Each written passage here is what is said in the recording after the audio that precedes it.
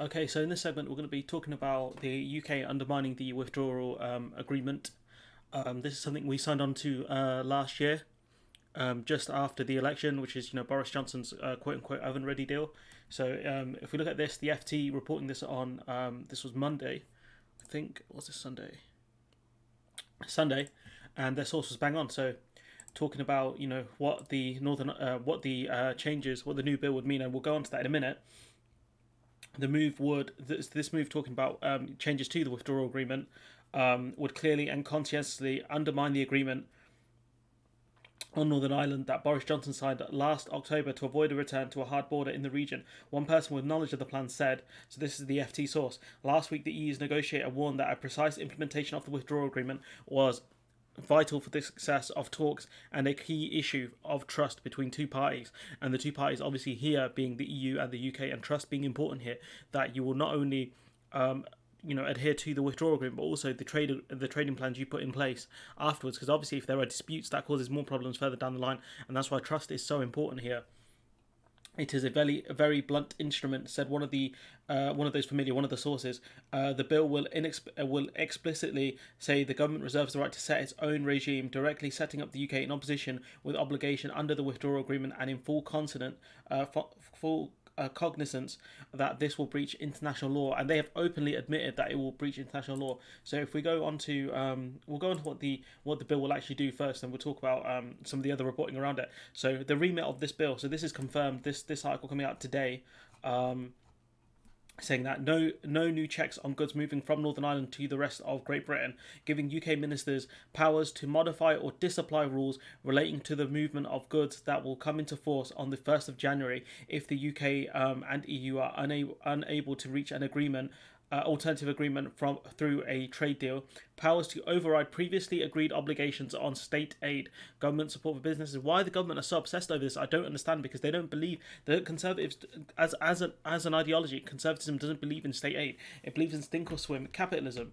And so the bill explicitly states that these powers should apply even if they are incompatible with international law. Ministers say the legislation is needed to prevent damaging tariffs on goods from the rest of the UK to Northern Ireland if negotiations with the EU on free trade agreement fail. So what they're saying here is on tariffs on goods travelling from the rest of the UK to Northern Ireland.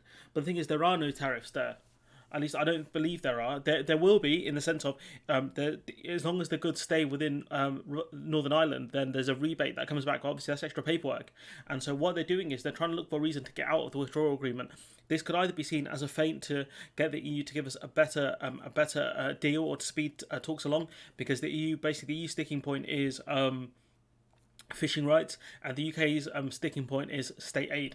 And so it's kind of crazy that this is going on. And we've got Laura Koonsberg's real basic analysis saying that in the withdrawal agreement with the EU, Northern Ireland is still in the UK, but it has to follow elements of the UK's customs code.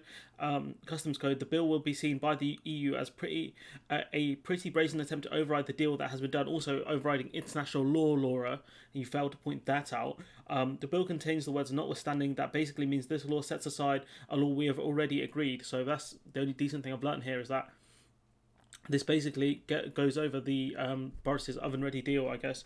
This was described to me earlier in the week as being completely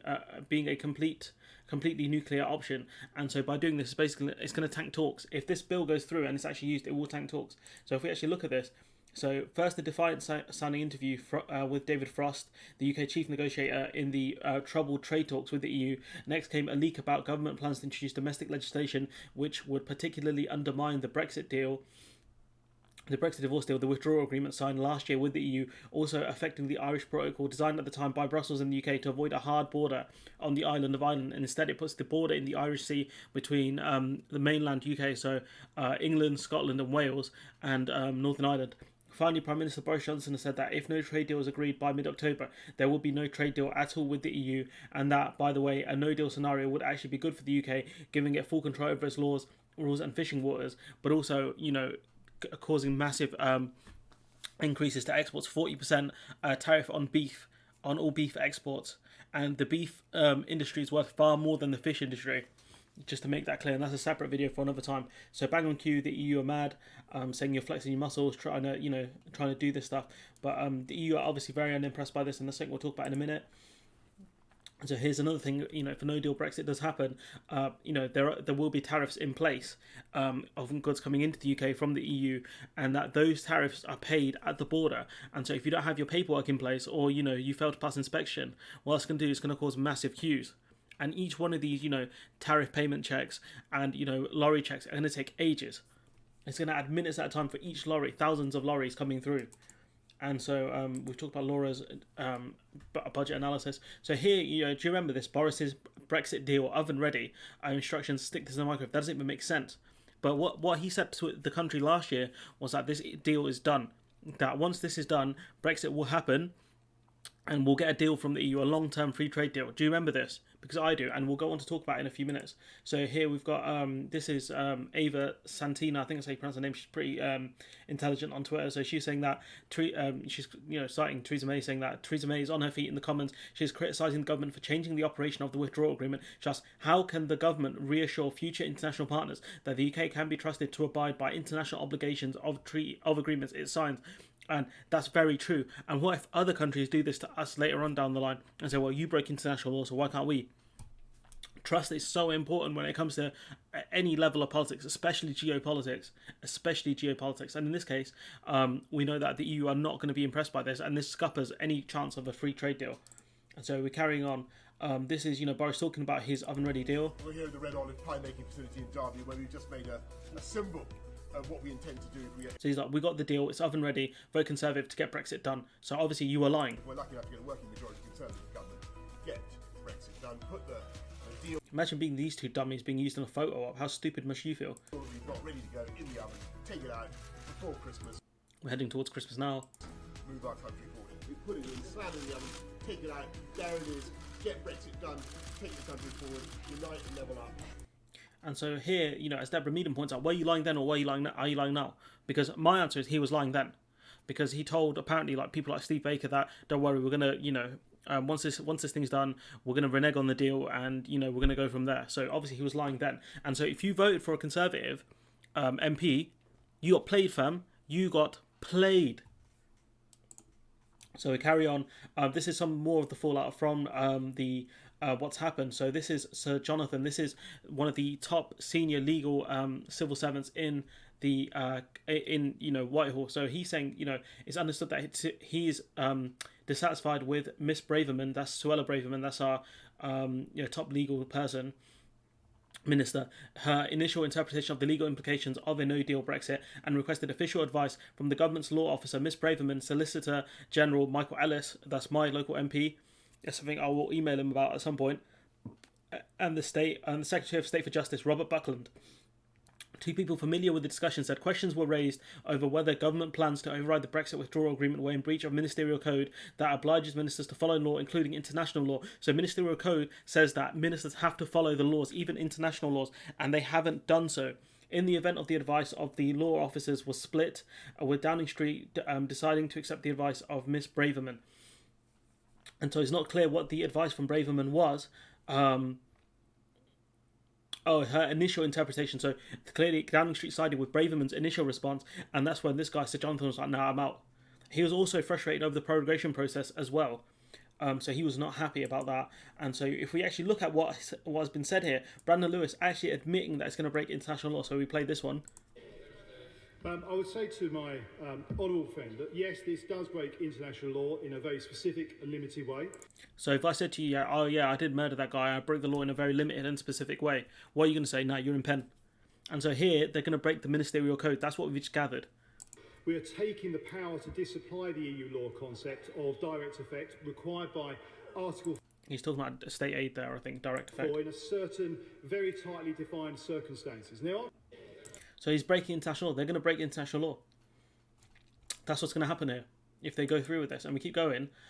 This is about Sir Jonathan. So for non-lawyers wondering today where today's news falls on the metaphorical Richter scale, it's like hearing your dad announcing he's divorcing your mum during his speech at your wedding. So it's gonna tear everything apart, basically. I think that's what Sean Jones, the QC lawyer, is saying here. So if we keep going, this is, Boris Johnson talking about the deal. He goes, the great new deal we've done with our European friends takes us out of the EU in January. Let's build a relationship based on free trade, not political alignment. And obviously, this is the sticking point here, is kind of political alignment to an extent.